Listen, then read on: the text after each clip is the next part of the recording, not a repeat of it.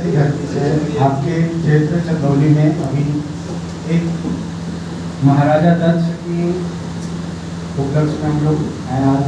महाराजा दक्ष का जो जन्मोत्सव है वो मनाया जाता है।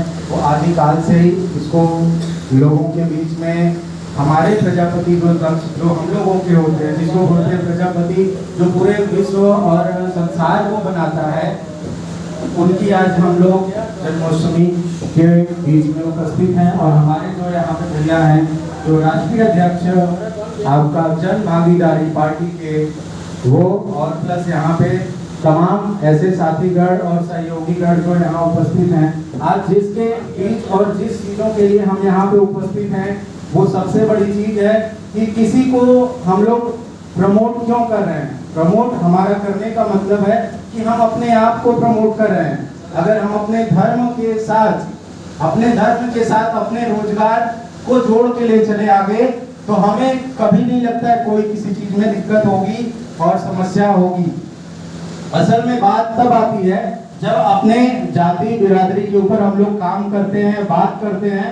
लोगों को शर्म आती है अपने जातियों के ऊपर बात करने में। ये शर्म आती है कि हम तो कुम्हार हैं, हम तो गढ़ते हैं, और हमारे बारे में लोग क्या सोचेंगे, अपना जाति तक छिपा देते हैं, समाज में जाके लोग नहीं बताते हैं। लेकिन एक्चुअल में वहीं से उनकी जो प्रमोशन होने वाला है, वहीं से वो डिमेरिट यानी बोल सकते हैं कि वो वहीं से डाउनफॉल या नीचे जाना शुरू कर सकते हैं। वहीं से उनका समाज में जो अस्तित्व है धीरे धीरे वो नीचे जाना शुरू हो जाता है। और मैं बात करता हूँ शिक्षा पाए हुए लोग भी और शिक्षा न पाए हुए लोग भी अपने जातियों को जब ऐसे ही दूसरों के सामने संबोधित करने से डरते हैं, तब तक ये ऐसा हमारे साथ, हमारे समाज के साथ होता रहेगा।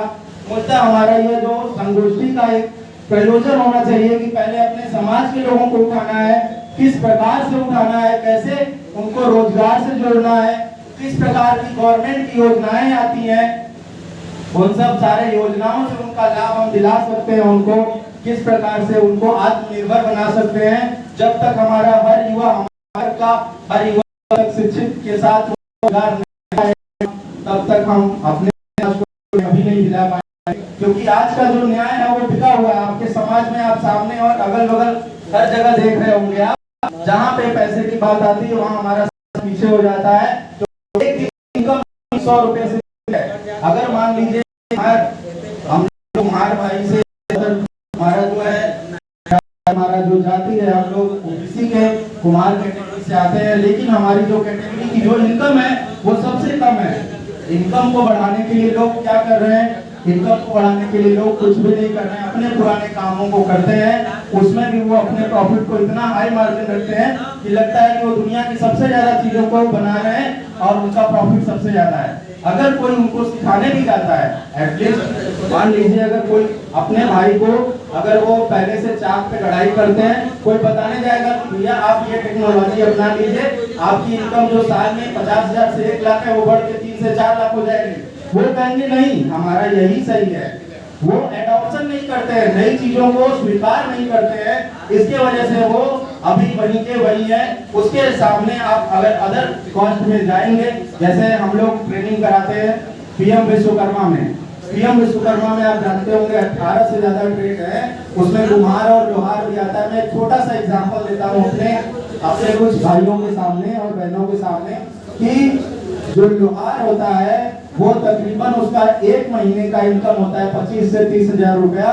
वो अकेले निकालता है और 4 लोगों को काम भी बाहर देता है जाके, अपने काम की वजह से, अपने जो उसका जो वो है नेचर ऑफ बिजनेस जिसको बोल सकते हैं, जो उसका कार्य करने की दक्षता है उसकी वजह से। लेकिन वही एक कुम्हार अपने घर पे जो चाक से कढ़ाई करता है, उसका जो नेचर ऑफ बिजनेस है, उससे वो महीने का 1,000 से लेकर 3,000 भी जनरेट नहीं कर पाता है। वो भी ज्यादा चीजें उसकी फ्री में चली जाती हैं। जब तक पावर है, पावर पैसा क्या होता है, पैसा एक पावर होता है।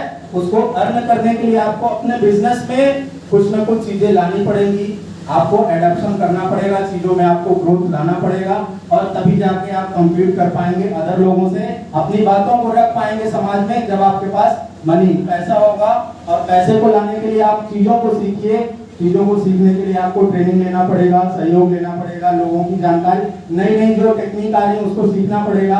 अब बात करते हैं हम लोग अपने प्रजापति समाज के ऊपर।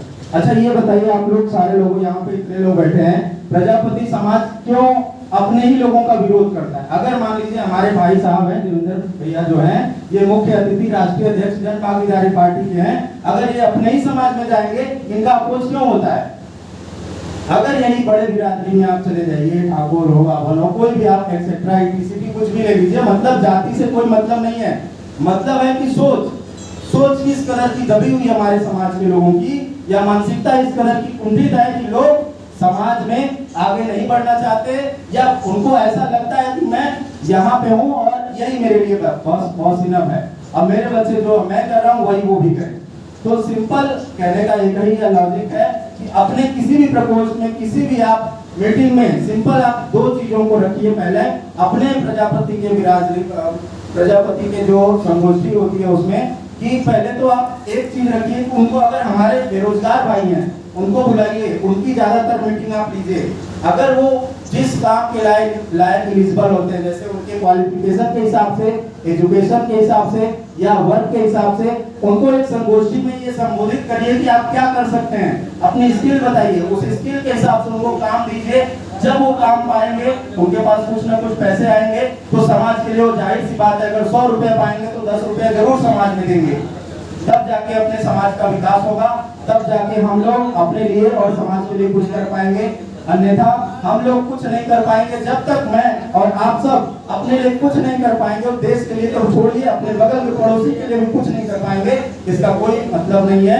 संगोष्ठी कर लीजिए, चाहे कुछ भी कर लीजिए, उसका कोई लॉजिक नहीं है, ये सब केवल एक बकवास की चीजें हो जाती हैं। तो कृपया करके आप सब लोग जब भी एक मीटिंग करिए किसी भी चीज के लिए, तो आप उसमें एक निश्चित करिए कि हमारा इसमें हम लोग कैसे भी इसमें वहाँ पार्टिसिपेट करें कि समाज में कुछ ना कुछ मैसेज ऐसा जाए, कुछ वहाँ पे लोगों को ऐसी चीजें मिल जाए जिससे उसको ये लगे कि हमारा वहाँ जाना सफल हो गया, उस मीटिंग में जाना सफल हो गया, और हम वहाँ पे जाके बहुत मुझे अच्छा लगा, 2-4 लोगों को अगली बार मैं और लेके जाऊंगा, उनको भी फायदा होगा, तब जाके लोग वहाँ पे जुड़ना शुरू करेंगे। और ऐसे मीटिंग तब जाके सफल होंगे और जेन्युइन तरीके से सफल होंगे जब कोई मीटिंग अगर रियल में सफल होती है तो उसका इम्पैक्ट समाज पे पड़ता है और हमारे ऊपर पड़ता है, हमारे समाज के ऊपर पड़ता है, चाहे वो समाज प्रजापति का हो, चाहे कोई भी ओबीसी या एसटी एससी या जनरल किसी का भी हो, तब जाके देश का विकास हो सकता है। अन्यथा ऐसे ही सारी चीजें चलती रहेंगी, हम एक दूसरे पे दोषारोपण करते रहेंगे, कुछ होने वाला नहीं है। ये आज का हमारा लेक्चर है आपके सामने, जो आप जैसा भी लगा आप अपना जो है ओपिनियन बता सकते हैं अपना एक एक करके, या तो फिर अगली मीटिंग में जब भी मिलेंगे हम लोग इसके ऊपर बात करेंगे। धन्यवाद आप सबका।